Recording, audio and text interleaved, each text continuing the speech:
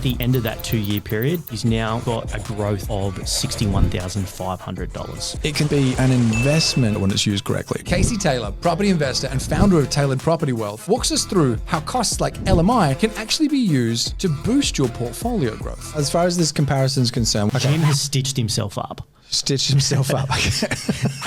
Because Jim doesn't want to pay the $9,000. How much extra would he have had to have saved? He now has to save $692 per week. Yeah, wow. Understanding that opportunity cost, even if you're paying it twice. I don't think enough people talk about LMI is typically capitalized. For anyone wondering what the hell capitalized means, we talk about the details investors need to know when using LMI. LVR is 89.56%. And why? As soon as you tick over into that 90%, your LMI will shoot up higher. What should people be asking a broker? Yeah, so I think one of the most important questions that you can ask is, if you've ever wondered what LMI is, if it's worth using, and how it actually works in helping you build a property portfolio, you're going to enjoy this episode. My name's Todd Sloan. This is the Pizza and Property Podcast. This episode's powered by Suburbs Finder, Tailored Property Wealth, and Future-Proof Property Advisory. Find out more about our sponsors in the show notes below. But right now, you're about to listen to my chat with Casey Taylor. Casey Taylor, how are you, man? Todd Sloan, I'm good. How are you? Mate, good. Good to have you back on the show. We're talking about LMI. Yep. This is something that some people look at and go, oh, I don't want to pay it. It's another expense, sometimes a huge expense. Relatively though, it can sometimes be an investment into actually growing a huge portfolio when it's used correctly. I know 100%. Personally, I've done it, you've done it. Yep. And I think it can be a bit misunderstood, which is exactly why I wanted to chat with you about this today, because not from a broker's perspective of like the exact ins and outs of how LMI works and all the detail, because that one can be a little bit more dry. It's more about how can it be used as a tool for accelerated portfolio growth. So, but just in case for anyone that is a little bit newer and wondering what is LMI, can you give us like a little quick 30-second overview of it before we jump into the tool side of how to use it? Yeah, for sure. Lender's mortgage insurance really is something that you as the customer or the consumer have to pay to protect the bank in reality. So it's something that you're paying that isn't even there to protect yourself, but it's pretty much because you're a little higher risk to the perspective of the bank, you're going out there and having to pay a fee to protect them in case anything happens, I guess factoring in corrections or whatever as you're leveraging higher. And so they basically look at it as you don't have as much financial skin in the game. So if something does go wrong, they've then got insurance that covers it. 100%. Got it. Okay. Yep. All right. Now you've done a bit of a comparison here. And one of them is a bit more conservative, growing at 5% per annum. One of them is a little bit more, I don't want to say aggressive, because even 10% per annum, it's definitely on the higher side, but there's been some markets that have done well over 10% per annum recently. Yeah. So this is a really conservative, I guess, comparison between the two people. Now, we've got a marketplace, a suburb in Ipswich that in the last 12 months alone has done 18%.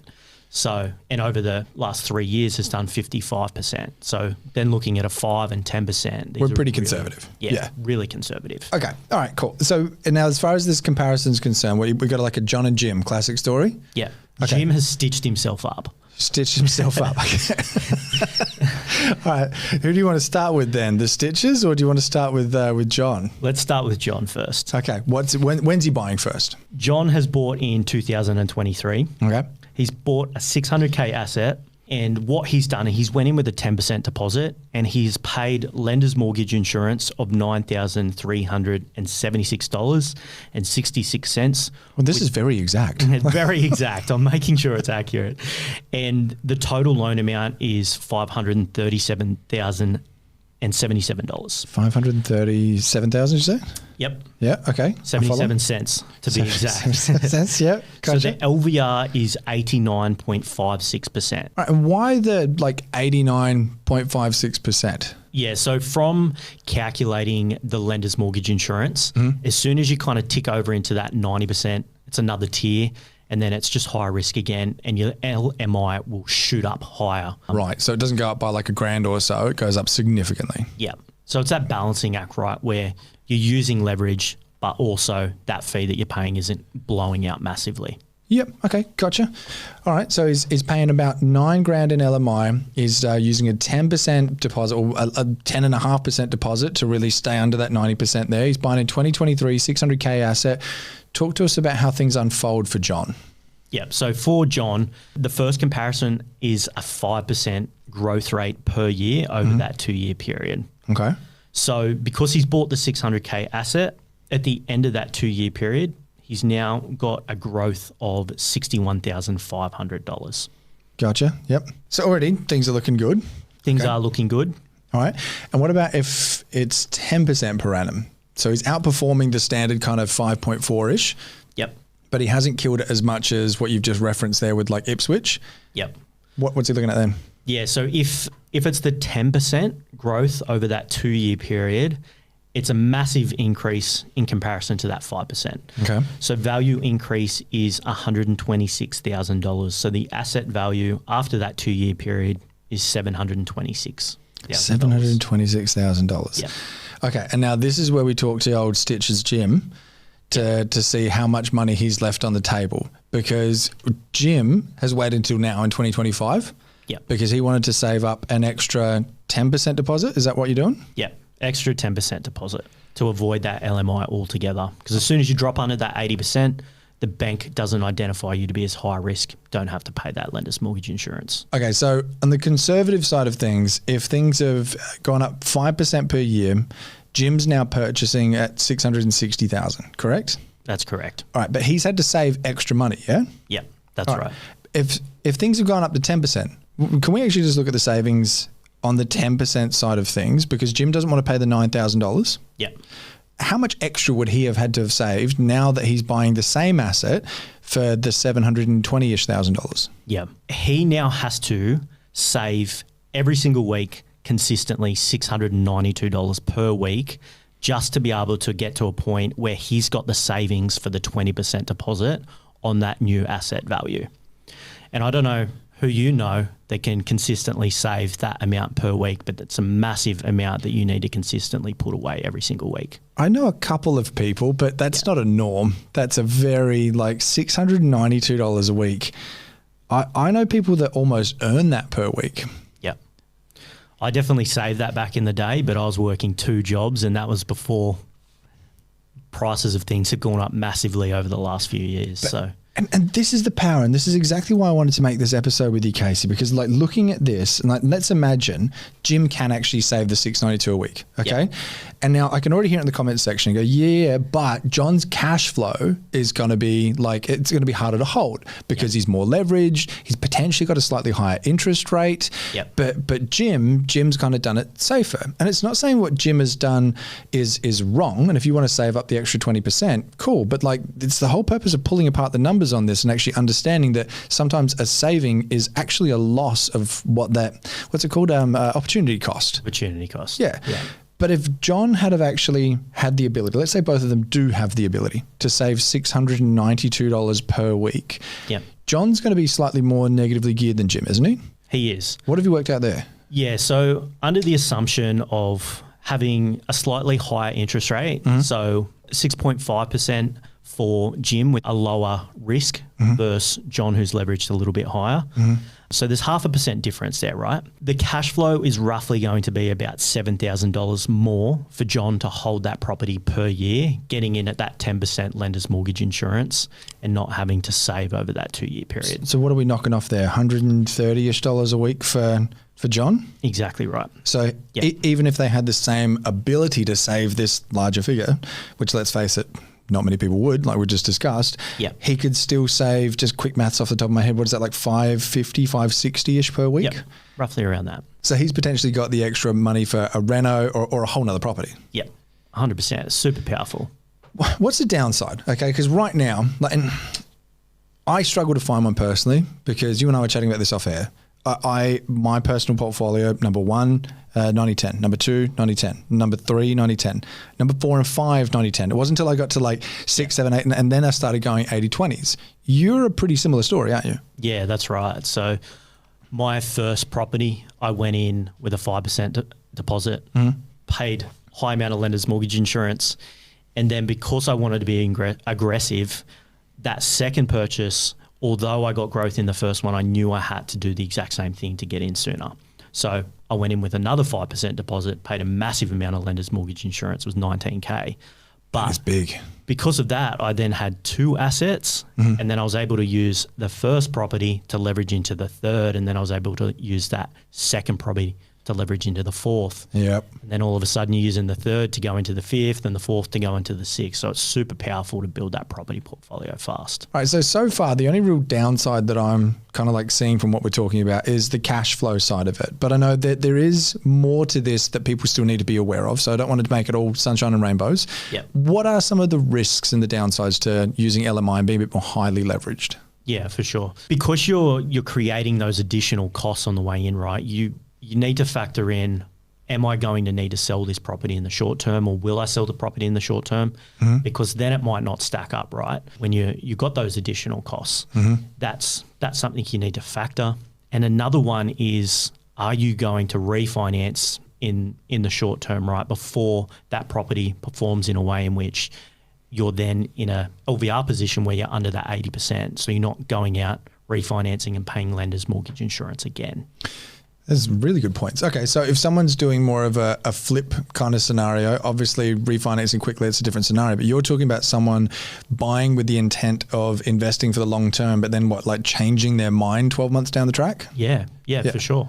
Okay. Probably shouldn't be doing that anyway, really. Like, shouldn't, no. You should have that strategy really planned out before you make one of the largest purchases of your life, right? 100%. Yeah, totally agree. All right, but good to be aware of. So as far as the second point that you raised then, so you're talking about this from like a refi perspective. So if someone buys something, 90-10 LVR, and then wants to refinance in 6 months, you're potentially paying that LMI again if enough growth hasn't happened, correct? That's correct. Got it. So you have to have a little bit more of a longer term view as to when you're going to actually refi. Yeah, 100%. And really that's going to come back to having that professional in your team being a quality mortgage broker. They really should be having that conversation and making sure that if you've paid it that first time and now you're refinancing again, they really should be breaking down, well, hey, you're potentially paying lenders mortgage insurance twice, right? So it's understanding that opportunity cost, even if you're paying it twice, right? Talk to me about questions to actually ask the broker as well, because I think that's a really important one, because some brokers will try and talk you out of this and some are like a little bit more investment savvy and can understand on the level that you're talking about. What should people be asking a broker? Yeah, so I think one of the most important questions that you can ask is, can I get into potentially 2 properties versus 1, pay lender's mortgage insurance and do a split of 10% each on 2 properties, and then get into 2 properties, get that compound effect over a larger wealth base. Again, one of the questions you need to then ask in addition to that is, will my servicing allow that? Gotcha. Okay, so essentially instead of how much equity can I release, you're actually asking it strategically in a way of, do I have enough to get into 2 different properties and will the banks allow servicing? Yep. Or lenders, I should say, not just banks, but yeah. Okay, all right. What's question number 2? Question number 2 is, do I have enough equity to go again for a 10% deposit now versus waiting and getting a 20% deposit? Because there's a lot of people out there that might think that they need to wait to get that 20%, whereas they might be in a position right now where they can extract 10%, pay LMI, get into another property sooner and get that capital growth. Do you find, and you probably talk to a whole bunch of people like this, people that just have so much equity sitting in their house as well, and like day-to-day budget, they might just be like, oh yeah, everyday Aussie. But it's like they bought 10 years ago, they're actually sitting on $500,000 that's just kind of chilling there. And it's like, oh, we didn't actually realize that we can tap into this the same way. Yeah, it's just lazy equity sitting there, right? Yeah. And a lot of people don't realize, they think that you might need to save up that cash deposit to purchase, where they've got this beautiful equity sitting in their property that they can utilize to be able to build that wealth base. Yeah, and even if you do end up having some savings, then debt recycling can be a good way to actually start paying that down in a more cost-effective way, but which is a whole nother episode for another time. Yep. But is there any other questions that people should be asking their brokers if they're wanting to pursue more of an LMI route?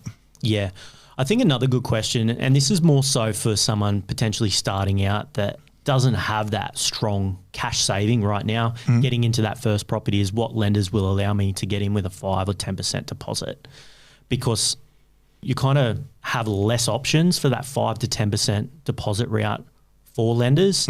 You're going to pay higher interest on those lenders as well, but breaking down this opportunity cost today, it is well worth looking and exploring. So coming back to the 8911 LMI or 89.5, 10.5. 89.56 to be exact. And now you're kind of saying like a 5% deposit. What would make you go, all right, I know the LMI is going to be huge, but it's worth it? Like when is it more of a, you look at someone's situation and go, it's the difference between you buying now and buying in 10 years, so who cares? Or is it like, no, the deal itself? Do you know what I mean? Yeah. It's really looking at what a market's going to do in that short term, right? For me personally, I made a purchase where I paid $19,000 LMI on a deal, but that property went on to perform $130,000 in that first 12 months with a reval. So who cares? So got it. 19K, it was massive. I paid a far higher interest rate as well, being higher risk, but then I was able to build up further equity to go again sooner. So if you're really making that educated decision when purchasing and understanding the fundamentals at play, that area is going to perform, it is well worth it. Because then that gain, what did you say, 130,000? 130K. Okay, so 130,000, you had a 5% deposit for that. Yep. So then if you wanted to wait the 12 months, let's say, refi back out of that, not only are you refining back out to your 80-20, so it's nice and comfortable, no LMI. Yep. I'm assuming you're also refining away from like a horrific 8% interest rate or whatever you were paying, down into like a 6.57, whatever it is at the time of recording. Cash flow wise, it's better. Short term wise, if you factor in, again, the same way that you're talking about an extra, even if it's $4 or $5 in repayments because of it, 130K, it's really about backing your choice, isn't it? It is. Yeah. And if you're having a data and research backed approach and you're looking at a lot of different metrics, you're really the market you're purchasing in is going to perform right if you're getting that right. Obviously, no one's got a crystal ball, but there's a lot of metrics at play for that pressure cooker for growth, I like to say, that's going to allow it to perform. Love it. And that's one really important thing with properties performing right, is that actually helps your cash flow, because as your LVR position improves, based on the banks, they're assessing you as lower risk, and with that, you get lower interest rates in the marketplace, which is great for cash flow, right? Absolutely. All right. So Casey, essentially we're talking about if all goes well and you purchase correctly, there are some huge gain differences, and it's really just coming down to a cost of doing business. Yep. Don't just go into it blindly though, because if you just purchase anywhere and you're like, don't worry, I'm going to get the gains. Well, then obviously then it's not a cost of doing business. It's just an extra cost. Yep. So it's got to be done correctly. You got some great questions here to ask your broker. And one thing that just lastly I actually wanted to add into this as a final cherry on top that I don't think enough people talk about is LMI is typically capitalized as well, isn't it? It is. Okay. Yep. And just for anyone wondering what the hell capitalized means, this isn't an extra savings that you've got to come up with. It's not, okay, well now I need to save another $9,000 for Casey's example. It actually gets put onto the loan. Yeah. Yeah. Is there anything else, any final words of wisdom you want to add on to this one, mate? I think just touching on what you've just brought up, one of the great questions that you can ask your accountant is just around the LMI, what implications or what benefits do I have paying that lender's mortgage insurance, right? That's a great question just to ask your accountant. Some potential tax deductibility. Yeah, for sure. So it's just a good question to ask. Love it. Casey Taylor from Taylor Property Wealth, thank you so much for jumping on the show, man. Thanks, man. Appreciate it. Good to chat and break down this scenario.